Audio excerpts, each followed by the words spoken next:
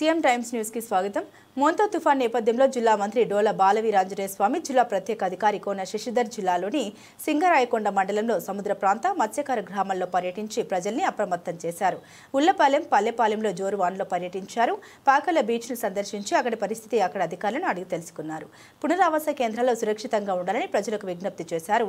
అదేవిధంగా ఐఏఎస్ అధికారి zonal special officer RPC Sisodia, joint collector R Gopalakrishna, DRDA PD Narayana, వివిధ శాఖల సిబ్బంది కలిసి కొత్తపట్నం మండలం పల్లెపాలెంలో పర్యటించారు. తీర ప్రాంతాల్లోని పరిస్థితి, చేపట్టిన భద్రతా చర్యల్ని పరిశీలించారు. చీమకుర్తిలో mines DD Rajasekhar, Chimakurthi tahsildar Brahmaiah, commissioner Y Ramakrishnaiah, ఎంఈఓలు శివాజీ, నరసింహారావు ముంపు ప్రాంత వాసుల్ని చీమకుర్తిలోని ప్రభుత్వ ఉన్నత పాఠశాల నందు పునరావాస కేంద్రాలకు తరలించారు. వారికి భోజనంతో పాటు పలు సౌకర్యాలు ఏర్పాటు చేశారు.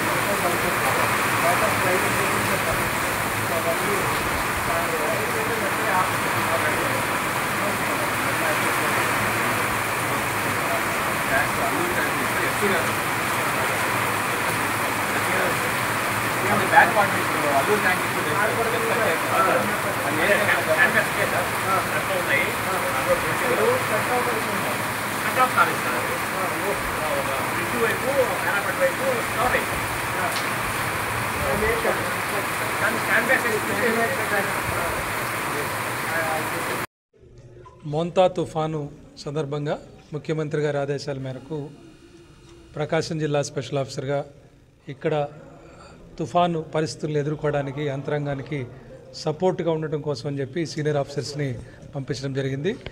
ఈరోజు మరి మంత్రి గారు అలాగే నేను పలు గ్రామాలు తిరిగి ఇక్కడ పరిస్థితులు చూస్తున్నామండి. ప్రభుత్వం తీర ప్రాంతాల్లో ఏదైతే గ్రామాలు ఉన్నాయో ముఖ్యంగా మత్స్యకారులు కానీ ఎవరిని కూడా వేటకు వెళ్లకుండా అందరిని కూడా సురక్షితంగా ఒడ్డునే ఉంచడం జరిగింది.